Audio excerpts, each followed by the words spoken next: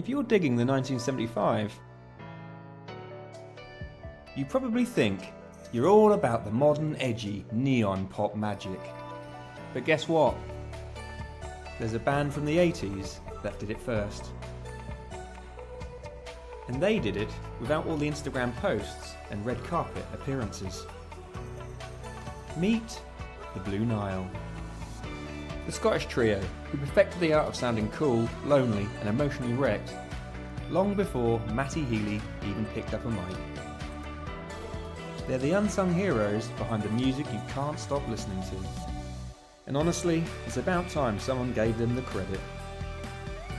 Let's rewind to 1981 in Glasgow. Picture it, rain, grey skies, and a bunch of post-punk bands trying to look as moody as possible. Then come Paul Buchanan, Robert Bell and Paul Joseph Moore. Three guys who weren't interested in looking tough or angry. They just wanted to make music that sounded like a midnight drive. Their debut album, A Walk Across the Rooftops, was moody, atmospheric, and nothing like the flashy synth pop dominating the charts.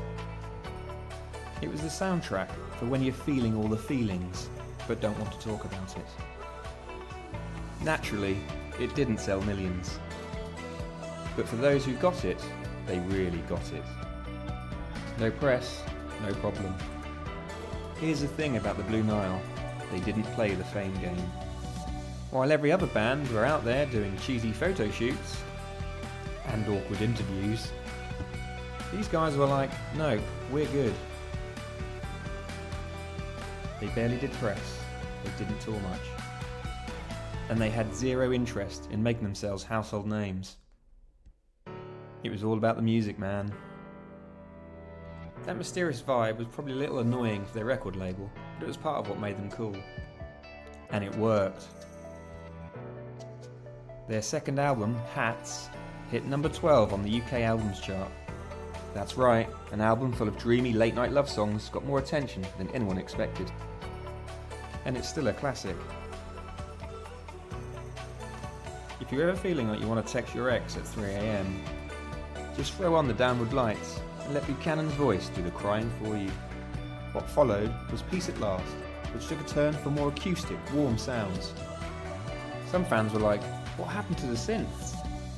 But hey, they hit 13 on the charts, so they clearly knew what they were doing. Their final album, High, brought them back to that signature lush sound. And even charted at number 10.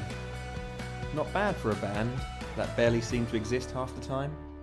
So how did these Scottish legends end up being the secret behind the 1975 sound? Simple. Matty Healy is obsessed with them. We're talking favourite band ever kind of obsessed.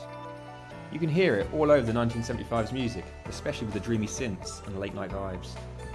Songs like Somebody Else and If You're Too Shy, Let Me Know are basically Blue Nile tributes, just with a bit more eyeliner and millennial angst. Matty's been shouting them out for years, and honestly, it makes perfect sense. The Blue Nile's whole thing was about creating those huge emotional landscapes with their music. And that's exactly what the 1975 did. Even Taylor Swift got involved. Yeah, you heard that right. Taylor Swift name-dropped the Blue Nile. How? Why? Well, it wasn't because she was out there jamming to Tinseltown in the Rain on her tour bus. After a short-lived fling with Matty Healy, she threw in a sneaky reference to the Blue Nile in her song Guilty as Sin. Was it a tribute to the band? No, it was more of a, hey, I know your favourite band because we dated kind of thing. It's like if your ex showed up wearing your favourite band tee, just to remind you they know your taste. Cheeky, a little petty, and somehow still a win for the Blue Nile, who probably had no idea they're about to become part of a modern pop saga. The legacy that keeps on giving. Here's the thing, the Blue Nile never tried to be famous, and maybe that's why they've lasted. Their music was pure, honest, and didn't care if you were paying attention. But people did pay attention. Including Taylor Swift.